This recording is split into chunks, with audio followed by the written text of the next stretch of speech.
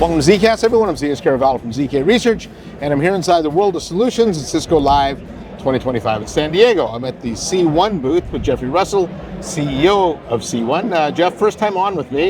It is this. Yeah, Thank so you. I'm excited to have you. Well, it's great to meet finally. Yeah, and just a quick intro on yourself. Yeah, Jeffrey Russell. I've been CEO here at C1 for almost 2.5 years. A long history in technology. Almost 3 decades at Accenture. Yeah. Working and living around the world, and super excited about the opportunity ahead here at C1 and how we transform the work we do with our clients. Yeah, so tell me that. Tell me about C1, who it is, and what your vision for the company is. Yeah, I think when you start with vision, you think about our why and our why statement and our purpose. And when we wake up, when all the C1 family wakes up every day and thinks about our clients, we think about how we help them elevate their connected human experience. And when I say that, I think about elevate is how to improve either cost, quality, service, pace, and time. When I think about connected, we're at the heart of making better connections for our clients and their customers. So our clients, employees, and their customers, we're at the heart of that connection. And then I think about the human experience. We're not just supporting and satisfying the needs of our clients, we're satisfying their end customers, which often is the patient, the student, right, the guest, the traveler, the consumer.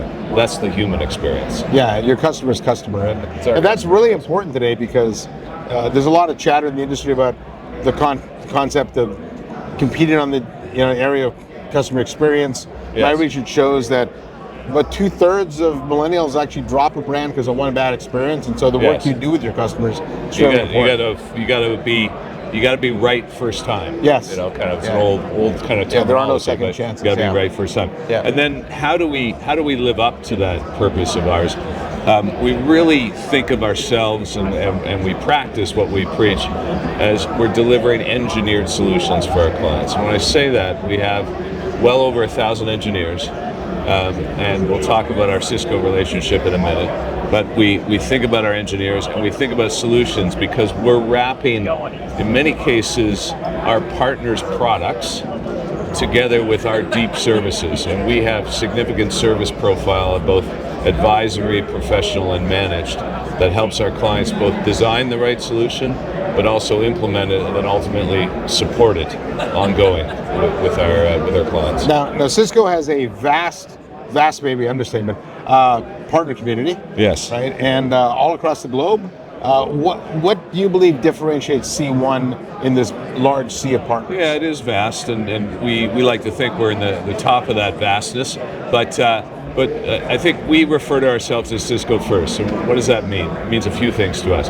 One is it's 60% plus of our engineering team are Cisco trained, educated, skilled, and domain expertise. 60% plus is 600 plus, in our case, 600 plus engineers. We have 2,500 accreditations, and we're here today at Cisco first, and yesterday and tomorrow getting more accreditations because it's obviously a very deep training opportunity for them. So we're a gold integrator for them. We've been together working for 20 years plus as partners. Yeah. So a long history, and we feel across their 6 areas of security, enterprise networking, observability, contact center and collaboration, and data center, we have the skills and the capabilities to deliver, to both design, deliver, and support all of those. So we think that makes us quite unique across the spectrum of Cisco's solution set. And Cisco actually has been trying to go to the market more full stack. Yes. And so the expertise across this area definitely helps. And how we like to think of ourselves as strong integrators, and how you integrate, to your point, as clients seek to do more and bringing AI into all that as well. You start, the integration effect is quite important to that, and we like to think of ourselves as the ability to integrate the various pieces of that stack.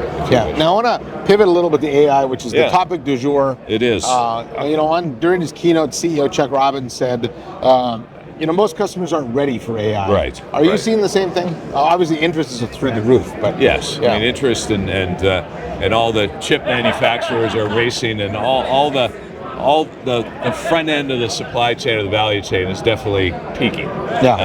Peaking. Now the application side is, I think, just starting in relative terms. So anecdotally, absolutely, everyone's kind of here today and over the last few days, and also thinking about it. I'd say the key thing to AI, just like many other technologies that come, is this is here to stay. There's no question about that. I think the second point is data is critical to bring it to life. Absolutely. Right? Yeah. The cleanliness of it, the speed of it, the integrity of it, the security of it, etc. That's at the core. And as we all know, as the lead into this, security is never what it. Data is never what it could be and should be in terms of its readiness within companies, and it varies by industry and it varies by. So data integrity, data readiness is key. And what we're doing is helping, because we have such a long history of being orchestrators and integrators in that experience level and that human experience. We've got a lot of nascent experience in data and data management. We've been at it for a very long time in terms of information flows within our clients. So we're bringing to life and we're helping our clients apply AI. That's the second of the A's of AI. Yes. And it's the application of it, because artificial, yes, but is it authentic? Is it augmented? And how do you actually apply it? So we're working with our clients and have been for the last few years, particularly in the space of customer experience, where we're helping with real live use cases and implementing AI in a very purposeful way to make real value difference. And I would say it varies by industry and by client within industry in terms of the maturity of where they are in that use case, that early use case development, through to more sophisticated, more fully blown out opportunities across their enterprise. And actually, Jeff, thanks for that answer. And could you give me an example of a customer or two? Yes. So I would say, let me just do two examples. Sure. You asked about examples around clients. Let me just give two industries that are very important to us. One being education, and the other being healthcare. And you think about education, you think about students and teaching and teachers, and you think about healthcare, ultimately you think about the practitioners and the patients. So a couple of examples where, in conjunction with Cisco, we're helping to transform healthcare providers and schools across the country. And two quick examples of that. In one leading healthcare provider, using the Webex technology, complemented with AI, we're really helping to be more targeted with providers targeting patient outcomes and patient support and personalized medicine. I think in the case of the education example, we're working with one of the largest unified school districts in the country and helping them transform their infrastructure and security across 1,300 schools and facilities. 750,000 students, 75,000 additional employees, and we're laying 900,000 linear feet of 10G fiber optic cable as just an example to bring to life the scale and complexity. So we work really well where there's a strong connection required of information flow between our customer and their end customer, and we work really well in environments where there's a highly distributed network of assets, and we bring that distributed network together in a much more consistent, uniform, and modern way. Yeah, all right. Thanks for that example. That was a great example. Very good. And when you look ahead for the rest of this year, going into next year, what do you see as the biggest opportunity for C1 and your customers, and really in that partnership with Cisco? Yeah, I think with Cisco, to your point about the stack of the capabilities that Cisco brings to bear, we're working closely with our clients and with Cisco about that tighter integration between whether it be networking, whether it be security, whether it be CX, and how AI plays across that and starts to really layer into that stack and those capabilities and helps to enable it. I think that's number one. Number two is talent. We're seeing a big, the AI world is we saw it with security 3 years ago, 4 years ago, 5 years ago. We saw it with cloud 3 to 5 years ago.